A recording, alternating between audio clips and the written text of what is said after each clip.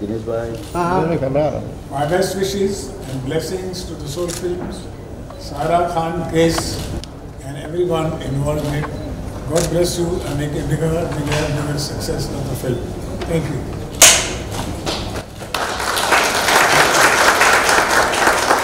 Action.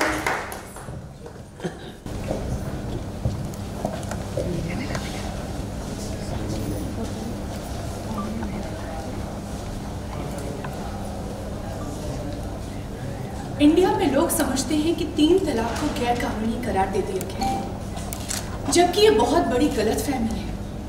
सिर्फ तलाक के बिद्दत को बैन किया गया है। शरीयत के मुताबिक तो और भी बहुत सारे तरीके हैं तलाक देने के, जिनका नाजायज फायदा उठाकर मेरे शौहर ने मुझे तलाक दे दिया। प्रेस ने सायरा खान केस को पूरे मुल्क में उजागर किया, पर मैं अकेली सायरा नहीं, देश में और भी बहुत सारी सायरा हैं जो बेइंतहा तकलीफ से गुजर रही हैं, बेघर, बेसहारा, अकेले ही अपनी लड़ाई लड़ रही हैं। मैं आप सबसे जानना चाहूंगी, निकाह के वक्त एक लड़की से पूछा जाता है कि क्या उसे यह निकाह कबूल है, कबूल है, कबूल है। जब तक वो हाँ नहीं कहती, निकाह मुकम्मल नहीं माना जाता। तो तलाक का फैसला अकेले मर्द क्यों लेता है? मैं आज आप सबके सामने कहती हूँ, मुझे ये तलाक कबूल नहीं है। अल्लाह का शुक्र है जो मुझे एडवोकेट मेहर जैसी रहनुमा मिली। सायरा, तुम फिक्र ना करो। हमारे देश का कानून इतना तंग नजर नहीं कि तुम इंसाफ भी ना दिला सके। हम इंडियन सेक्युलर लॉ का इस्तेमाल करेंगे और तुम्हें तुम्हारा हक दिला कर रहेंगे। निकाह और तलाक ये अब भी शरिया के मुताबिक होता है।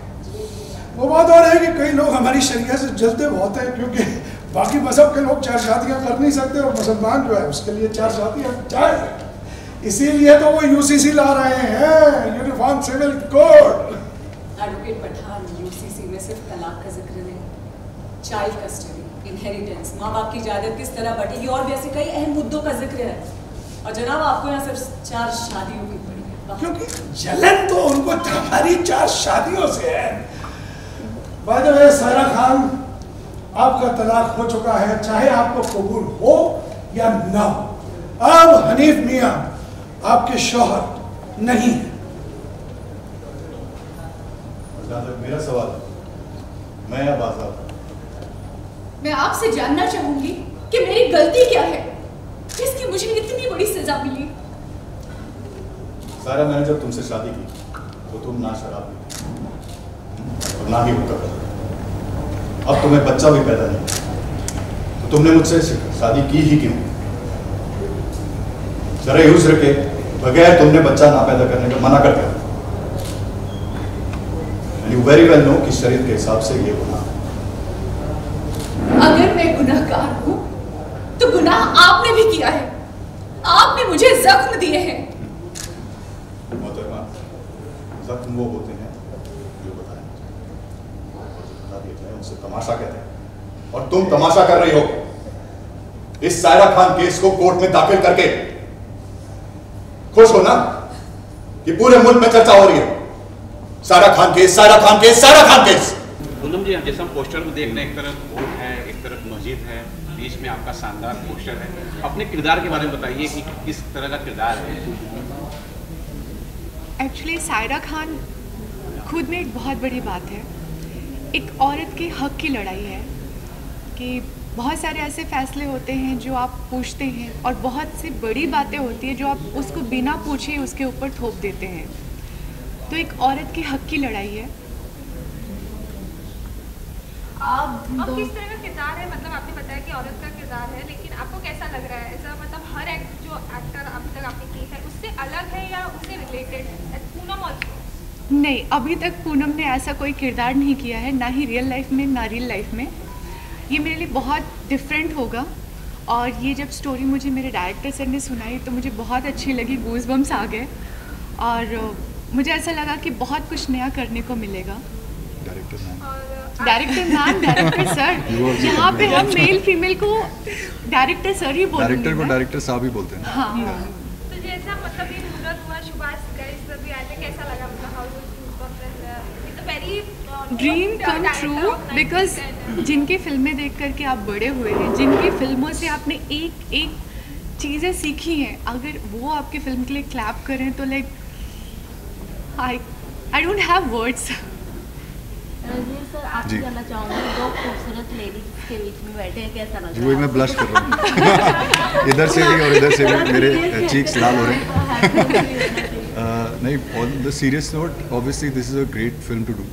आई थिंक जब स्वाति मैम और करण सर से मैं मिला, उन्होंने कहानी सुनाई and it's based on a true story, तो उसके ऊपर बेस्ड है। और सायरा खान केस, पहली बात तो पूनम जी कर रही हैं, तो this is all the best to you. It's a very complex किस्म का रोल है। फिर हनीफ का जो रोल मैं प्ले कर रहा हूँ, वो इनके शौहर का, वो भी एक बहुत ही थोड़ा क्रेजी सा कॉम्प्लेक्स सा किरदार है। महर ये प्ले कर रही हैं, जो उनकी लॉयर हैं। एंड पठान साहब हैं जो हमारे करण राजदान सर हैं, he is coming back also into acting. And I feel excited, I feel elated, because एक ऐसी तैयारी है जो आई थिंक मैं पहली बार ऐसा किरदार प्ले कर रहा हूँ, तो मेरे लिए बहुत there is a lot to look forward to, क्योंकि सेट पे काफ़ी कुछ होने वाला है। और सुभाष गाइस क्या कैसा लग रहा है? मतलब how does he come for पार एंड जी, I think it's a great honour कि सुभाष सर आए। He is the ultimate showman हमारी इंडस्ट्री के। हम लोग सब, जैसे उन्होंने बोला, उनकी फिल्में देख के ही बड़े हुए, और आई तो literally love his films and I am sure, I hope that, मतलब अब हम इतनी मेहनत करें कि वो सिर्फ क्लैप देने ही नहीं, बाद में देखने के बाद भी क्लैप करें, सो तब इट विल बी ग्रेट कि हम मतलब will be able to give him more respect on that. आपने अब तक कोई ऐसा कैरेक्टर किया है, जब आपके डायरेक्टर ने कहानी सुनाई तो कैसा लगा? मतलब हाउ डज फील कि मुझे ये कैरेक्टर करना ही चाहिए? जी, पहले तो मुझे मिले और उन्होंने कहा यार अरे यार इससे नेगेटिव कैसे करवाएंगे तो but then I think ultimately if you see in the script there is no one negative, क्योंकि मैं अपने मेरे फ्रंट पे हनीफ बिल्कुल सही है। मतलब इसका जो मानना है अपने रिलीजन के बारे में, अपनी थॉट्स के बारे में, शादी के बारे में, वो बिल्कुल सही है अपने माइंड में, और इनका जो मानना है वो बिल्कुल सही है। सो आई थिंक ओवरऑल अच्छा हो गया कि मैं मिला, और अच्छा है कि I am doing this character. Aradhana, आपसे जानना चाहूँगी, बहुत ज़्यादा पढ़ना तो नहीं पड़ा आपको इस बार, क्योंकि रिसर्च चल रही है, जोरों शोरों से चल रही है, क्योंकि एज अ लॉयर बहुत सारे उसके केसेस के बारे में, लॉ के बारे में जानकारी रखना बहुत इम्पोर्टेंट होता है। जैसे कि हमें हर एक 9 सेक्शन के बारे में इम्पोर्टेंट होता है। आपसे जानना चाहूँगी, स्पेशली एज अ लॉयर कितना चैलेंजिंग रहा आपके लिए और होने वाला है आगे? मैम, सबसे पहले ये कहना चाहूँगी, जो स्वाति जी है हमारी मैम, जो डायरेक्ट कर रही है, लकीली उन्होंने, वो जज रही है, उन्होंने ये फैसला दिया था, तो हमें आई डोंट थिंक सो ज़्यादा मुश्किल होने वाला है, क्योंकि वो वक्त वक्त में बताएंगी, देखो ये IPC की धारा ये है, ऐसे करना वैसे करना, देखो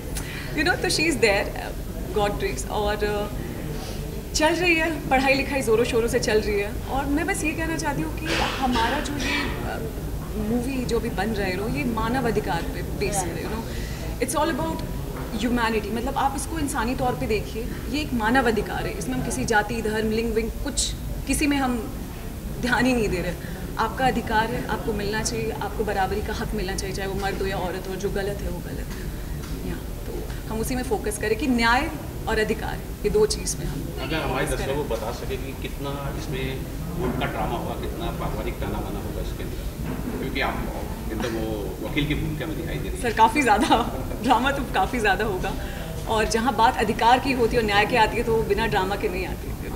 ड्रामा तो शोरगुल शराबा हो गया, जैसे मैम ने कहा, चैलेंजेस तो आएंगे ही, डेफिनेटली हम सबको फेस करना पड़ेगा, बट जीत तो हमारी होगी आखिरकार। लेकिन अभी तक मैंने आपका रोल देखा नहीं, कभी आपने लॉयर का रोल प्ले ही नहीं किया, तो कैसा लगा? एक बार किया है, एक बार। हाँ, एक हमारा पुराना था लखन लीला भार्गव जी। एक फिर से पूछ लो आप, but keep saying something. Yes, आपने अब तक मैंने देखा है कि मतलब लॉयर का रोल नहीं किया, जबकि मैंने आपकी सीरियल्स देखे हैं, रिसेंटली मैंने बरसाते भी देखे हैं, उसमें भी आपका रोल नेगेटिव ही था, पर इसमें कुछ पॉजिटिव दिखा रहा है, कैसा लग रहा है? मुझे तो बहुत मज़ा आ रहा है, और आई थिंक एक कलाकार को सब आकार में ढलने का मौका मिल रहा है, तो उससे बड़ी बात और क्या हो सकती है। So I am very happy, but इससे पहले जियो सिनेमा में एक लखन लीला भार्गव रवि दुबे ने जिसमें काम किया था, तो उसमें भी मेरा लॉयर का किरदार था, मैं उनके अगेंस्ट थी, बट वो हमारा नेगेटिव शेड था। इसमें पॉजिटिव है और मैं सपोर्ट करी हूँ सायरा का, and I am very happy कि मैं इनके साथ काम करी हूँ, उन दोनों के साथ। पूनम जी, जैसे डायरेक्टर सर ने बोला है आपके लिए कैमरा तो नहीं है, लेकिन ये फील्ड नया है, कितनी कुछ तैयारियाँ करनी पड़ी इस तरह के किरदार करने की? जी, मैं जब अपने डायरेक्टर सर एंड मैम से मिली तो मैंने बस बोल दिया कि मैंने जो किया उसको मैं भूल जाती हूँ। आई एम गीली मिट्टी, आप जैसे ढालोगे मैं वैसे ढलूँगी। एक चुलबुली लड़की बोले या जैसी भी बोले, जो वो बनाएंगे सायरा को, मैं वैसे बनने के लिए तैयार हूँ। और बाकी कैसा लग रहा है आप लोगों को, कैसा experience, first day first shoot था, कैसा रहा आप तक का शूट? मैं घबरा रही थी बहुत, पीछे हम बात कर रहे थे, मैं सबसे ज़्यादा वैसे शिवर कर रही थी, भगवान कैसा होगा क्या होगा, बिकॉज परफॉर्म करना सबके सामने, I mean it's quite difficult, but I think एक टीम है, एक टीम स्पिरिट है और हमने कर दिखाया फाइनली, एंड आप सबको पसंद आया तो हमारे लिए बहुत बड़ी बात है। जी, आई थिंक ऑब्वियसली थोड़ा बहुत नर्वस तो होना भी चाहिए, तो थोड़ी बहुत बटरफ्लाइज थी पहले, और बहुत अच्छा लग रहा है कि वी डन द मुहूर्त, अब हमारी फिल्म शुरू हो गई है, एंड धीरे धीरे हम लोग Bombay, Bhopal will shoot all over, and then उसके बाद बहुत जल्द से जल्द आपके पास लाने की कोशिश करेंगे इसमें।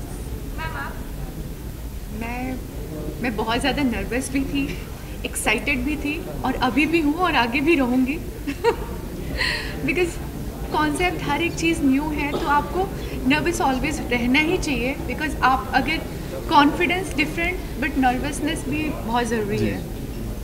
और लास्टली आप तीनों अपनी ऑडियंस को क्या कहना चाहेंगे?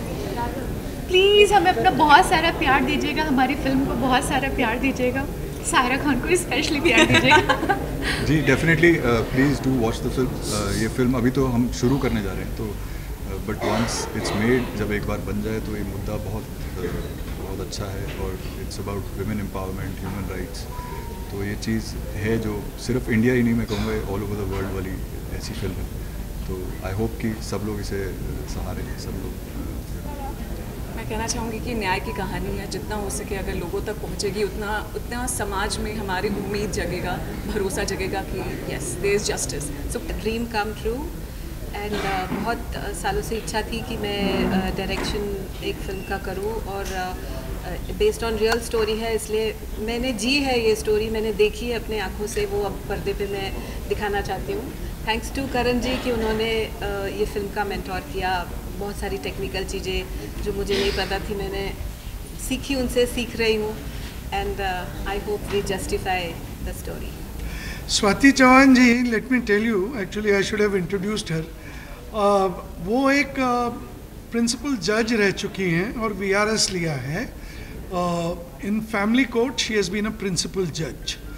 तो ये जो हम लोगों ने सायरा खान केस, ये जो पूरी फिल्म हमने लिखी है या बना रहे हैं, तो ये इनकी एक जजमेंट पर बेस्ड है वो कहानी।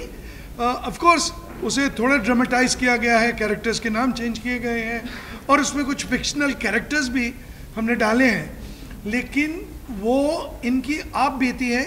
इन्होंने तो खैर बहुत सारे केसेस देखे हैं, बीइंग अ जज इन द फैमिली कोर्ट, जो मियाँ बीवी के झगड़े होते हैं ख़ास तौर पर, वो बहुत देखे हैं। तो Swati Chauhan ji has made the leap from judiciary to filmmaking, and I really welcome her to our film fraternity. तो मैम, आपने इतने सारे जजमेंट दिए, तो पर सायरा खान ही ऐसा कौन सा केस है कि आपने इसके ऊपर सोचा कि हम मूवी में बनाएंगे? एक बहुत ही अहम मुद्दा है, बहुत ही कंट्रोवर्शियल मुद्दा है जो हमको फोर फ्रंट पे लाना है, जिसके ऊपर अभी कुछ हमारे लॉज में जैसे कुछ ग्रे एरियाज़ होते हैं ना, तो ये भी एक ग्रे एरिया है जिसको हम फोर फ्रंट पे लाके हम चाहते हैं कि इसके ऊपर सारे लोग, सारी जनता डिस्कस करे, गवर्नमेंट डिस्कस करे और इसका कोई हल निकाले। क्योंकि सायरा खान केस एक नहीं है, ऐसी बहुत सी सायरा हैं समाज में, कम्युनिटी में, जिनको ये दिक्कत है इस इशू से। तो वो इशू हम ये फिल्म के द्वारा लाना चाहते हैं फोर फ्रंट पे। मैं कुछ खुल के बताएं किस मुद्दे की बात हो रही है, कि किस केस के बारे में बात हो रही है, कौन सा वो मुद्दा है, ज़रा बताएं। बहुत सारी चीज़ होती हैं।